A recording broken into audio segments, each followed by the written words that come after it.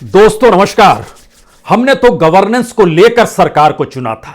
हम तो मानकर चल रहे थे इस देश के भीतर में जो काला धन है, इस देश में जो करप्शन है, इस देश के भीतर में जो अव्यवस्था है, इस देश में जो भी सार्वजनिक उपक्रम है, इस देश की जो अर्थव्यवस्था सत्ता के दायरे में सिमटती चली जा रही है, इन सारी चीजों को गवर्नेंस के जरिए व्यवस्थित किया जाएगा।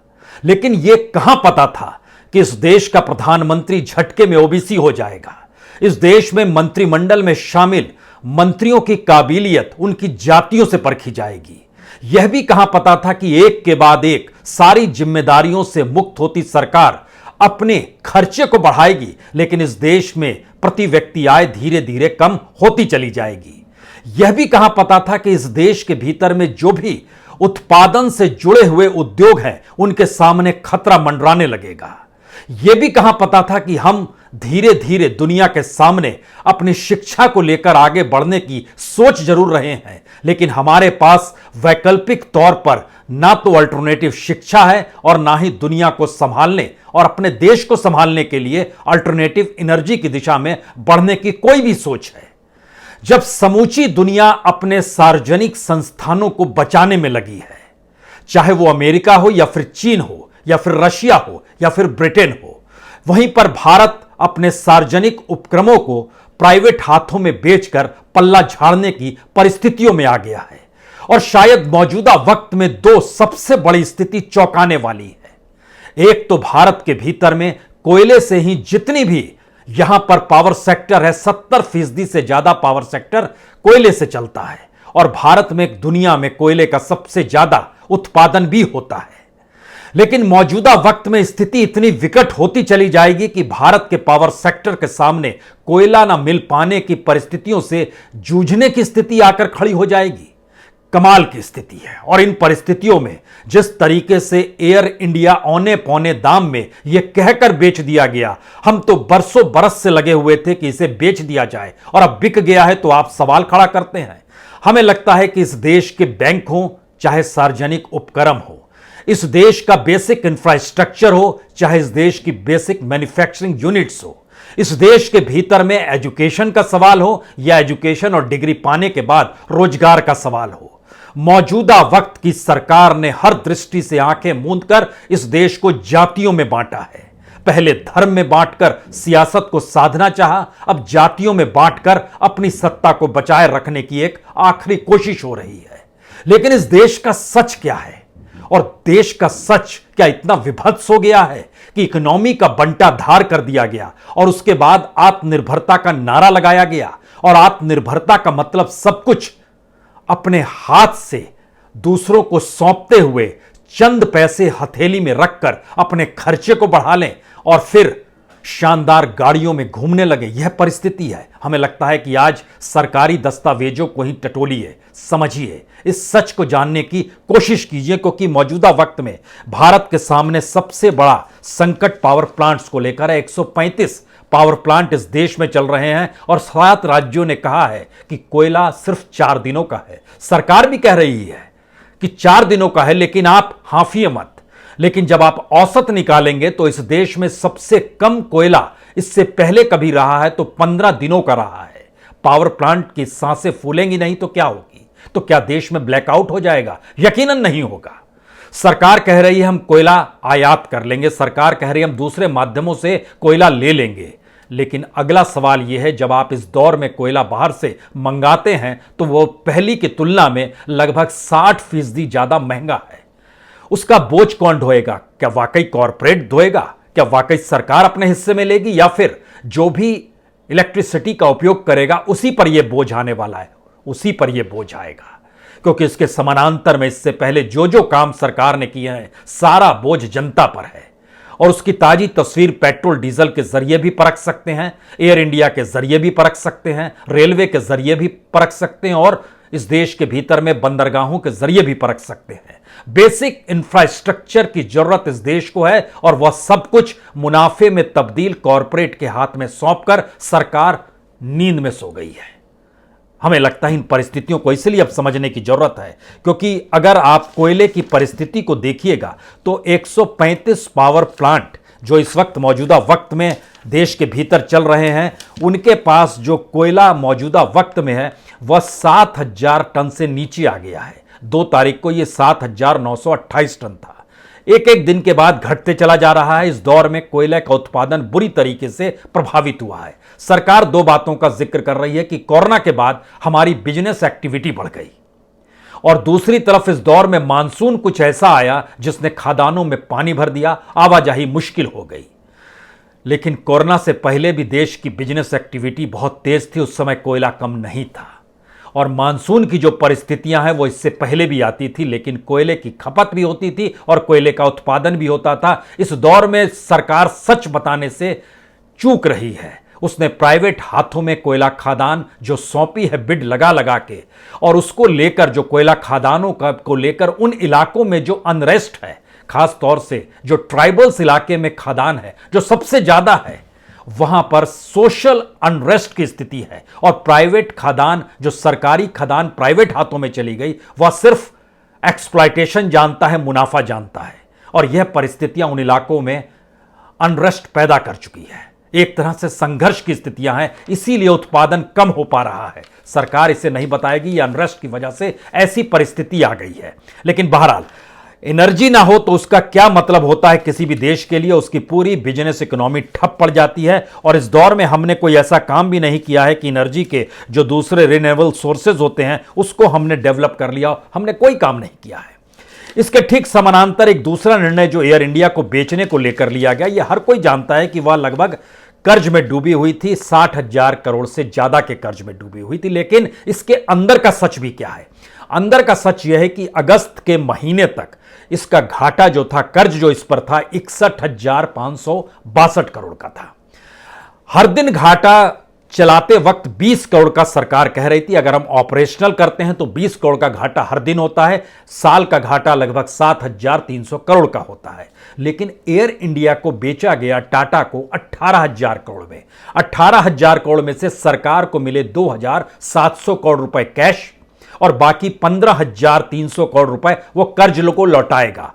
कर्ज है 61,562 करोड़। अब 15,300 करोड़ रुपए कर्ज जब लौटाएगा तो भी 43,562 करोड़ रुपए कर्ज बच गया। सरकार ने कहा कि हम उसकी जो बिल्डिंग और दूसरे एसेट हैं हम उसको बेचेंगे। उसका भी जब हिसाब लगाया गया तो पता चला 14,718 करोड़ रुपए ही आएंगे। यानी फिर भी कर्ज बच गया सरकार के ऊपर 28,844 करोड़। दुनिया के भीतर में कोई भी सीए बैठ जाए और दुनिया के भीतर में कोई भी इकोनॉमिस्ट बैठ जाए, वो कहेगा कि आपने 18,000 करोड़ में एक तो जो सौंप दिया है वह तकरीबन कीमत उसकी 32,000 करोड़ की उसकी कीमत ही थी, उसको आपने 18,000 करोड़ में बेच दिया। उसके बाद कर्ज भी आपके ऊपर 28,000 करोड़ का बचा हुआ है। ये कौन सा गणित है जो आप चला रहे हैं? क्योंकि इन सब के बीच जो बेहतरीन डील टाटा के लिए जरूर हुई है, लेकिन हकीकत यह है कि एयर इंडिया का पिछले 10 साल का जब आप कच्चा चिट्ठा देखेंगे तो आपको लगेगा सिर्फ 2% का लॉस है। 2011 से 2020 तक 917 करोड़ रुपए ऑपरेशनल कॉस्ट है एयर इंडिया का। बाकी जो कर्ज है वो दरअसल जो कर्ज लिया गया उस पे जो इंटरेस्ट लगता है वो कर्ज है। उसके अलावे जो मार्केट में जो डेप्रिसिएशन होता है कि एयरक्राफ्ट की कीमत क्या है, उसको लेकर जोड़ घटाओ हिसाब किया गया और 18,000 करोड़ में दे दिया गया। एक मैसेज यहां से निकलता है, सरकार कुछ भी चलाना नहीं जानती है या कुछ भी चलाना नहीं चाहती है, क्योंकि सरकार की फहरिस्त में वो तमाम सेक्टर हैं जो दुनिया में कोई भी सेल नहीं करेगा। कोई भी सरकार इस दौर में सेल नहीं कर रही है, लेकिन भारत सरकार कर रही है, क्योंकि वह चलाना नहीं जानती है या फिर चलाना चाहती नहीं है। ये दोनों चीजें एक साथ जुड़ी हुई है। क्योंकि आत्मनिर्भरता का नारा जब इस दौर में दिया गया तो दुनिया के भीतर में इस दौर में जो फॉर्च्यून ने 500 कंपनियों की लिस्ट जारी की, उसमें आप कल्पना कीजिए मैक्सिमम कंपनी चाइना की है 124 फर्म्स। उस 124 में से 95 फर्म्स स्टेट ओन्ड है, यानी सत्ता के पास है, सरकार के पास है। अमेरिका की भी 118 कंपनियां जो हैं उसमें से 98 कंपनियां सरकार के पास है। ओईसीडी कंट्रीज की जो 26 कंपनियां हैं उसके पास भी गवर्नमेंट के पास 21 कंपनियां हैं। और इसके अलावे जब आइएगा भारत तक पहुंचिएगा तो भारत के पास पहुंचते पहुंचते आप खाली हो जाएंगे। ब्राजील, भारत, मैक्सिको, इसके अलावा जो 17 देश है, तकरीबन 135 कंपनियां इन देशों की है, लेकिन भारत के भीतर में सिर्फ 6 कंपनियां ऐसी हैं जो कि उस फेरिस्त में आती है और भारत उसको भी सेल करने की स्थिति में ला रहा है, जो कि फॉर्च्यून की लिस्ट में है। उसमें एक नाम, सबसे बड़ा नाम बीपीसीएल का है। यानी ध्यान दीजिए, भारत ने इस दौर में दुनिया की रेस में कहां पर है। आईटी सेक्टर शून्य है, ऑयल सेक्टर जो है उसको बेचने की तैयारी कर रहा है, कोल और मिनरल की स्थिति क्या हो गई है, प्राइवेट हाथों में सौंप दिया गया है, telecom, mobile, solar, computer chips, Bharat कहीं नहीं है इस दौर में। तो हम किस दिशा में बढ़ रहे हैं? धीरे धीरे पैसे को ला रहे हैं, पैसे से खरीद रहे हैं, और बाकी इस देश में जो गरीबी है 80 करोड़ लोगों की, उससे हम पल्ला झाड़ चुके हैं और आने वाले वक्त में उस मिडिल क्लास से भी पल्ला झाड़ रहे हैं जो कहीं सरकार से राहत चाहता है, रियायत चाहता है। सरकार यह देने की स्थिति में नहीं है, क्योंकि भारत का संकट, भारत पेट्रोलियम, 17 देशों में इसके एसेट हैं, भारत में स्ट्रेटेजिक ऑयल रिजर्व्स है, इसके जरिए इसको भी भारत बेचने की दिशा में बढ़ रहा है। शिपिंग इंडस्ट्री, लगभग 1989 में जाइएगा तो 40% कब्जा शेयर होल्डर्स सरकार का था, वो घटते घटते 6% तक का टारगेट लेकर सरकार चल रही है, उससे ज्यादा नहीं रख पाएगी। एचएमटी सोचिए कोलैप्स हुआ तो हम लोग 80% इंपोर्ट करने लगे मशीन मैकेनिक टूल्स का, जो इससे पहले हम लोग खुद करते थे। यानी जो बैकक्रॉक ऑफ मैन्युफैक्चर से जो होती है मैन्युफैक्चरिंग, वह हमारी टूट गई बैकबोन, और अब हम इंपोर्ट पर आकर टिक गए। आईडीपीएल जो Indian drug and pharmaceutical limited जो है, वह जब बिका तो उसके बाद हम पूरे तरीके से जो एक्टिव इंग्रेडिएंट्स होते हैं उसको लेकर चीन पर निर्भर हो गए। हिंदुस्तान एरोनॉटिक्स लिमिटेड यह कोलैप्स करने की परिस्थिति में आया और डिफेंस को हमने प्राइवेट सेक्टर में दिया। उसके बाद स्थिति और नाजुक इस देश के भीतर में आत्मनिर्भरता की हो गई, वह पूरी तरीके से प्रॉफिट बेस्ड में चलेगी। बीएचईएल जो स्थिति है उसको कभी सपोर्ट नहीं किया, और आज की तारीख में जो भी पावर सेक्टर है भारत के भीतर में, वह चीन के इक्विपमेंट पर निर्भर है। हम अपने रूप में डेवलप कर ही नहीं पाए, और शायद हमने इस दौर में कोई भी दुनिया में जो उभरती हुई टेक्नोलॉजी थी उस दिशा में कोई काम नहीं किया। तो कौन सी गवर्नेंस? हमने एक्सपेरिमेंट किए मंत्रिमंडल में, अलग अलग लोगों को शामिल करके नारा दिया मिनिमम गवर्नेंस, लेकिन मंत्रियों की तादाद 75 पार है, वो मैक्सिमम गवर्नेंस की स्थिति में है। लेकिन इन सब के बाद भी इनका खर्चा बढ़ते चला जा रहा है, देश का खर्चा नीचे जा रहा है। यह कैसी परिस्थिति? क्योंकि ध्यान दीजिए, जो दुनिया की उभरती हुई टेक्नोलॉजी है उसमें सोलर वेफर्स है, उसमें कंप्यूटर चिप्स है, उसमें ईवी बैटरीज है, हम लोग कहीं नहीं है, हम कहीं टिकते नहीं है। एविएशन पर भी ध्यान दीजिएगा तो हम लोगों ने बहुत पहले निर्णय ले लिया था कि डिफेंस को छोड़कर बाकी एविएशन पर ध्यान नहीं देंगे, और हालत यह आ गई कि एयर इंडिया को 32,000 करोड़ का माल 18,000 करोड़ में बेच दिया और खुद ही सारी जिम्मेदारी ले लेगी, जबकि एयर इंडिया को खुद चालू करते तो वो प्रॉफिट में रहता, मुनाफे में रहता। सारी चीजें दूसरे को सौंप दी, क्योंकि हम चलाना नहीं जानते हैं। और इस दौर में जो लोहा, स्टील, खनन, रोड, बिजली, विमान, एविएशन, दूरसंचार, रियल एस्टेट, ये सारे 80% कर्ज में डूबे हुए हैं भारत के भीतर में। तो हम कौन सी इकोनॉमी को संभाल रहे हैं? हम कैसी इकोनॉमी को संभाल रहे हैं? हमने तो सोचा था कि गवर्नेंस संभालेंगे, और गवर्नेंस संभालने की परिस्थिति में इस देश की जो 12 बड़ी कंपनियां हैं, जो स्टील से जुड़ी हुई है, जो कपड़ा से जुड़ी हुई है, जो बुनियादी ढांचे से जुड़ी हुई है, जो जहाज बनाने वाली कंपनियां हैं, वो नेगेटिव ग्रोथ में जा चुकी है।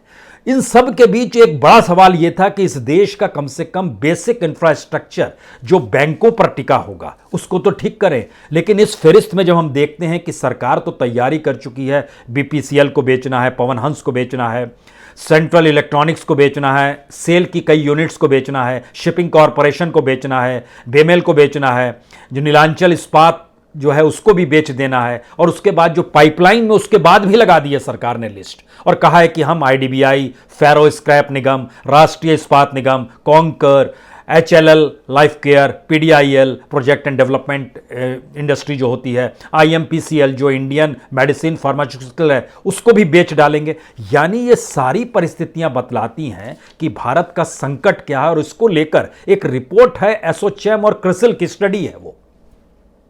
उसने बताया कि ये सारी चीजें जो नेगेटिव में चलेगी, ये पैसा कहां से लेगी? जो जनता का पैसा बैंक में जमा है वही पैसा तो ये लोग उठाते हैं और लौटाते नहीं है। उसी को तो हम लोग एनपीए कहते हैं और वो उसका बहुत साफ टारगेट है। सरकार रिटर्न ऑफ जो करती चली जाती है, उन सब के बावजूद भी मार्च 2022 तक हमारा एनपीए 10 लाख करोड़ के ऊपर होगा, जो नॉन परफॉर्मिंग एसेट्स होते हैं। और उसमें पहली बार नजर आ रहा है कि बड़ी वजह हमारा रिटेल सेक्टर का भी डगमगाना है। रिटेल सेक्टर ने इस दौर में इंडस्ट्री के इक्वल लोन लिया है, उससे ज्यादा ही लिया है। अगर जुलाई के महीने में देखें तो लगभग 28 लाख करोड़ इंडस्ट्री भी लोन लेती है, 28 लाख करोड़ से ज्यादा का लोन रिटेल सेक्टर भी लेता है। यह धीरे धीरे चलते चला जा रहा है। लेकिन इसका दूसरा सच क्या है? सब कहेंगे कि यह सिर्फ मोदी काल में हुआ है क्या? यकीनन मोदी काल में हुआ है, क्योंकि यह इकोनॉमिक्स नहीं समझते हैं, यह इस देश की गवर्नेंस को नहीं समझते हैं, इस देश में जो चीजें हैं उसको कैसे संभाला जाए यह भी नहीं जानते हैं। क्योंकि अगर आप ग्रॉस एनपीए पर आइएगा, जो बैंकों पर है, अगर आप तुलना करनी शुरू कीजिएगा तो यूपीए का 2008 से 2014 तक और 2014 से 2020 मोदी काल तक ईयर बराबर है। जरा परखिए, 5 लाख करोड़ जो ग्रॉस एनपीए था 2008 से 2014 के बीच में था, और 2014 से 2020 के बीच में ये 21 गुना बढ़ गया, 18,28,000 करोड़ हो गया। और इसका भी एक अनूठा सच ये है कि जब हम आपको ग्रॉस एनपीए बता रहे हैं तो इस दौर में जो रिटर्न ऑफ हुआ है वह भी देखिए। रिटर्न ऑफ किया गया यूपीए सरकार में 32,109 करोड़ 2008 से 2014 के बीच में। लेकिन एनडीए गवर्नमेंट यानी मोदी गवर्नमेंट जो आई 2014 से 2020 के बीच में, इसने 6,83,388 करोड़ रुपए इसने अपने तौर पर रिटर्न ऑफ किया है। गजब की परिस्थिति है, क्योंकि अगर आप दोनों काल में देखना शुरू करें तो हमको लगता है दोनों का जो सबसे हाईएस्ट काल है, इसको जरा समझिए। मोदी काल में सबसे ज्यादा जो ग्रॉस एनपीए बढ़ा है वो 2017-18 में बढ़ा है, जो इलेक्शन से ठीक पहले की परिस्थिति थी, 4,88,175 करोड़, और उस वक्त रिटर्न ऑफ किया गया था 1,29,503 करोड़। जो मैक्सिमम 2013-14 में मनमोहन काल में बढ़ा वह 1,63,920 करोड़ था और रिटर्न ऑफ किया गया था 13,794 करोड़ रुपए। ईयर वाइज अगर देखना शुरू कीजिएगा, ईयर वाइज भी देखते चले जाइए तो आपको जानकर हैरत होगी। 2008 में एनपीए 24,000 करोड़ रुपए, उसके बाद 44,000 करोड़ रुपए, उसके बाद 58,000 करोड़ रुपए, उसके बाद 93,000 करोड़ रुपए, उसके बाद 1,19,000 करोड़ रुपए, उसके बाद 1,63,000 करोड़। यह मनमोहन काल का है। लेकिन उसके बाद जैसे ही आप यहां आते हैं 1,77,000 करोड़, 3,85,000 करोड़, 3,27,000 करोड़, 4,88,000, ये लगातार बढ़ते चला जाता है। यानी संभालने वाला कोई नहीं है। तो हम किस गवर्नेंस का जिक्र आपसे कर रहे हैं? और इस दौर में जो डिसइन्वेस्टमेंट का नारा लगा, हमको लगता है यह भी जरूर समझने की जरूरत है। भारत सरकार चाहती थी कि इस इन्वेस्टमेंट का दौर में जब मोदी सत्ता आई तो अभी तक उसने टारगेट लिया था लगभग 8,10,000 करोड़ रुपए का माल हम बेच डालेंगे। उसका जो एनालिसिस किया गया कि अगर जिस तरीके से एयर इंडिया का एनालिसिस किया गया कि 32,000 करोड़ का माल आपने 18,000 करोड़ में दे दिया, कर्ज भी आप ही के हिस्से में आ गया, मुश्किल में आप ही फंस गए। डिसइन्वेस्टमेंट में 2014-15 से 2020-21 तक 8,10,925 करोड़ का टारगेट रखा गया और टारगेट अचीव इन्होंने किया 3,89,879 करोड़ रुपए।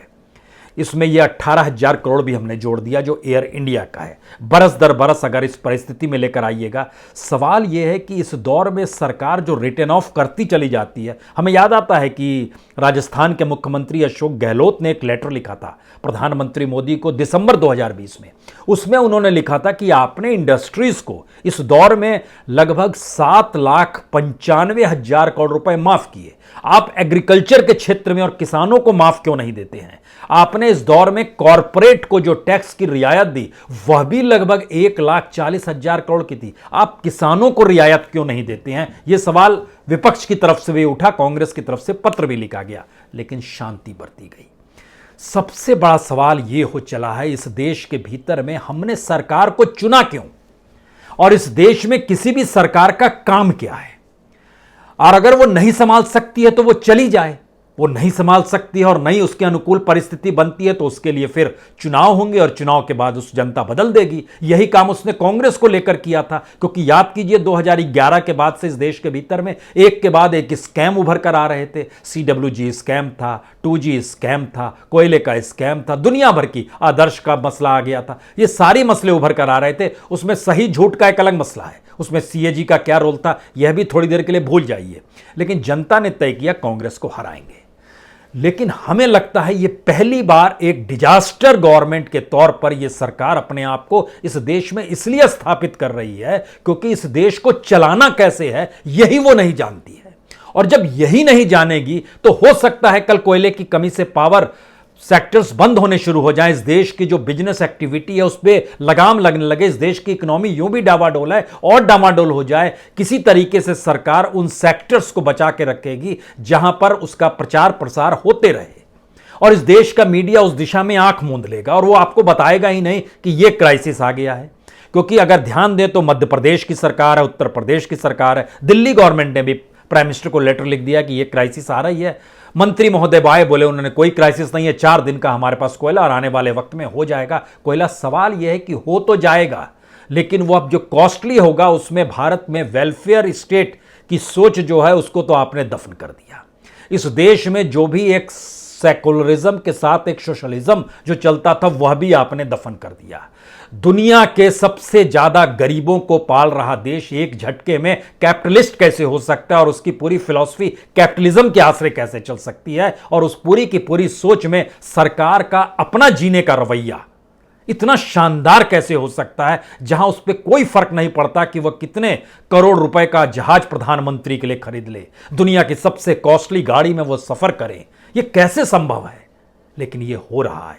इसका मतलब यह है कि यह देश अपने आप में धनी है और उस धनी देश को कंगाल बनाकर उसका बंटाधार करके इस देश में जो आत्मनिर्भरता का नारा भी दिया गया वह भी इतना खोखला है कि वह सिर्फ बहलाने और बरगलाने के लिए है। क्योंकि हर कोई जानता है उम्र तो कितनी होती है जिंदगी जीने के लिए, लेकिन किसी देश की उम्र कितनी होती है यह कोई नहीं जानता है। लेकिन व्यक्ति अगर खुद को देश मान ले तो अपनी उम्र के साथ वह देश को जोड़ने की दिशा में निकल पड़ता है और उसको लगता है मैं खत्म हो जाऊं तो देश भी खत्म हो जाए। इस परिस्थिति में इस देश को लाकर रख दिया गया है। यह सोचने की बात है और शायद पहल करने की भी बात है। बहुत बहुत शुक्रिया, बहुत बहुत शुक्रिया।